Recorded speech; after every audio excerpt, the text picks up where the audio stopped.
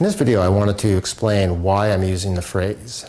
process excellence in these videos rather than Lean Six Sigma or reengineering or some other label from a school of thought. And it's because I find that people have a lot of prior assumptions now about what Lean is or Six Sigma or reengineering. It's often very inconsistent from person to person and often negative depending on their prior experience with these concepts. I think organizations should make this journey their own, and I think they need to use their own symbols and language that's going to be positive or at least neutral within the context of their organization. And so I'm using the phrase process excellence to be more generic rather than pinning what we're talking about down to a particular school of thought like Lean or Six Sigma or what have you. I also think that when we adopt a phrase like Lean Six Sigma or some other framework that perhaps a consultancy is using,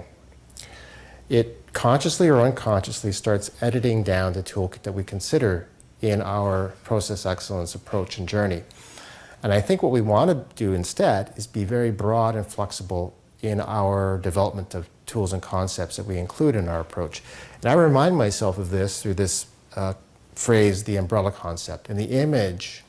of a broad umbrella that's covering a broad range of tools and concepts. So yes, we want to draw tools from the Lean school of thought, but also tools and concepts from the world of leadership development, of psychology, of software engineering, of robotics, project management, and on, and tailor our use of tools and concepts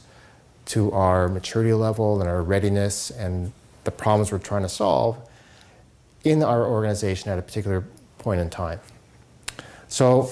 that's a bit of the thinking behind why I'm calling what we're talking about process excellence in a very, I hope, neutral and broad way rather than labeling it Six Sigma or Lean Six Sigma or reengineering.